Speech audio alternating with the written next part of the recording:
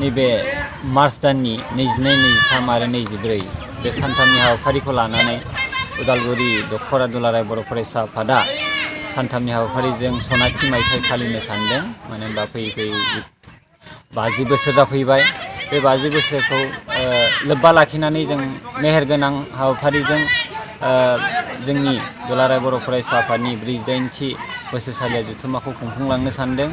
दा बेयावहाय जोङो मोनथाम सेमिनार लादों। बेनो जाहैबाय लाइमोनफोरनि गोसो सानस्रिखौ नायनानै बिथांमोननि बिबुंथि हिसाबै जोङो लाइमोनफोरनि एक्सट्रायै आलादा लादों। आरो बर' रावनि थाखाय जोंनि बिमा रावा गोमालांनो हमदों बा बर' बिजोङा गोमालांनो हमदों। बिनिखायनो गारजेन आरो फोरोंगिरि आरो समाजनि बिबान बेखौ लानानै जों मोनसे सेमिनार लादों। आरो मोनसे आलादायै आइजोफोरनि जे न'खर आरो जोंनि हादर आरो हारि जौगानायाव बिथांमोननि जि बिहोमा बियो गोदोनिफ्रायनो दं आरो थाबाय थागोन। दा बेखौ लानानैबो बिथांमोननिफ्राय आइजोफोरनिफ्रायबो सेमिनार मोनसे लानाय जादों। बेयाव रिसार्च पार्सन हिसाबै जोंहा दुलाराय बर' फरायसा आफादनि लेङाइ आफादगिरि दङ रमिय पि नार्जारि। लोगोसे दलगाव डाइट कलेजनि एक्स प्रिन्सिपाल नजिबुर रहमान बिथांखौबो जोङो चिफ गेस्ट हिसाबै बे रिसार्च पार्सन हिसाबै लादों। आरो चेयारमेन हिसाबै बिथाङा एक्स फोरोंगिरि हायजामाथि गोजौ फरायसालिनि। दा बिथांखौ लानानै जोङो नैबे सेमिनारखौ लाफुंनो सानदों। दा आङो बेखौनो फोरमायनो लुबैदों दि बयबो जोंनि नैबेयावहाय गोजोन समाज सोरजिनो आरो लोगोसे आलादा बड'लेण्ड सोमावसारनायाव जाहाथे बयबो लैहोर लैहोर बाहागो लाफैयो। बै लैहोर लैहोर बाहागो लाहोनायनि थाखायनो दिनै जों बेयाव गाजा गोमजायै जोङो फैबाय थानाय समफ्राव बयबो जाहाथे खौसे खामानि मावनो हायो। बिनि थाखाय जोङो दिनैनि बे दुलाराय बर' फरायसा आफादनि उदालगुरि दखरानि जि जथुम्मा बेखौ जों मोजाङै मोजां खुंफुंनो सानदों। जोंहा बेवहाय हारिमुनि गेलेमु आरो फेशन श' जों बेखौबो लाफानाय जादों। बेवहाय हाबाफारिखौ जोङो समायना साबना हाबना खालामनो थाखाय। दा बेनिखायनो जोङो लुबैदों जोंनि नैबे उदालगुरि दखरा दुलाराय बर' फरायसा आफादनि सनाथि मायथाइ फालिनाय आरो 48थि बोसोरसालिया जथुम्मायाव जाहाथे बयबो लैहोर लैहोर फैनानै हारि धोरोम बासियालासै बयबो बाहागो लाफैनायखौ आङो हास्थायदों। आरो जों बेवहाय लादों जोंनि आनडिभाइडेड उदालगुरि दखरानि जि मोनफ्रोमबो बिबानगिरि बै बिथांमोनखौ जों बरायनायनि हाबाफारिबो लानाय जादों। आरो बिथांमोननि सानसौ सानस्रिखौ फोरमायनो थाखाय थांनाय समफ्राव बोरै बोरै खामानि मावलायबोखो बेफोरनि गेवलाङै सावरायनाय 24 अक्ट'खालि लानाय जादों। दा बेनिखायनो बयबो जाहाथे सोरबा दैदेनगिरिफ्रा खौरांफोर मोनाखैब्ला दिनैनि आंनि फोरमायनायनि गेजेरजों आङो गुरैयै खावलायनो लुबैदों जाहाथे नोंथांमोनहा जेबो आंखौ लिङाखै सानलायनायखौ गारनानै जाहाथे खौरांखौ बिनि गेजेरजों जुदि मोनदोंब्लाबो नोंथांमोनाबो बाहागो लाफैनो हागोन। दा आंनि मोनहासंनायखौ आं लिंबाय, खिन्थु मोनहासयैफोरनि थाखाय आङो नैबे मिडियानि गेजेरजों नोंथांमोनखौ बाहागो लानो हांख्रायबाय।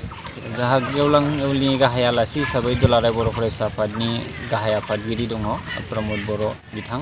दा बिथांखौनो जों गाहाय आलासि लाफैदों। आरो गाहाय बुंथिगिरि हिसाबै जों बेवहाय हांख्रायनाय जादों बर' थुनलाइ आफादनिनो गाहाय नेहाथारि बिथांखौ। आरो लोगोसे जोंनि उदालगुरि जिल्ला दुलाराय बर' फरायसा आफादनिनो गाहाय आफादगिरि बिथां सानैखौ लानानै जों गाहाय बुंथिगिरि हिसाबै लानाय जादों। आरो बाखि जि ओनसोलनि मेलेमजिबिफोर दं बिथांमोनखौ लानानै जों आलासि लिंहरनाय जादों बे गेवलां मेलाव। गिबि साननि हिसाबै जोङो बेवहाय जोंनि मोनफ्रोमबो दरखं बेखेवनाय बेखौ लादों। जोंनि गाहाय दरखं, गाहाय सायनासालि, थान्दै बादा,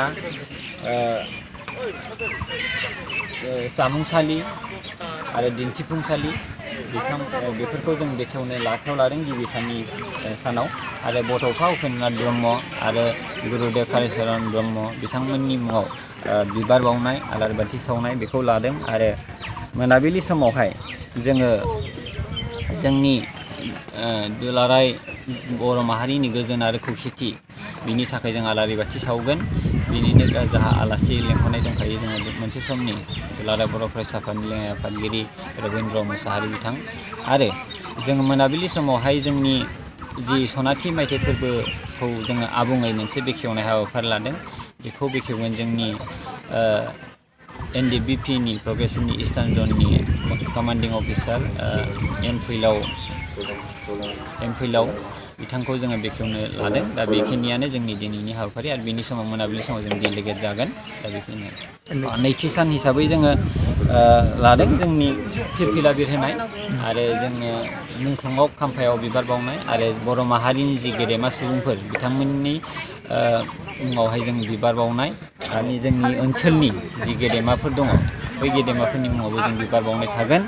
दा बेनो जाहैदों नैथि साननि आरो बेवहाय सेमिनारफोर थागोन। सेमिनाराबो ओइदिनखालिनो फुङाव फुंखिनियाव मोननै जागोन आरो बेलासेयाव मोनसे जागोन आरो बेनिफ्राय जोंनि कन्टिनिउ बादायलायनाया बेयाव थाबाय थागोन। जोबनाय हाबाफारियाव जोंहा गेवलां मेल थाबाय। गेवलां मेलनि आगोलनो आं बुंनो नागिरदों जोंनि जि आगु दैदेनगिरिफोरनि बिसोरनि गेवलाङै सावरायनाय आरो बिथांमोनखौ बरायनाय आरो जि मुंख्लं जालांबाय दख'रानि सिङाव थानाय बै बिथांमोनखौ जोङो बरायनो आखायाव लादों।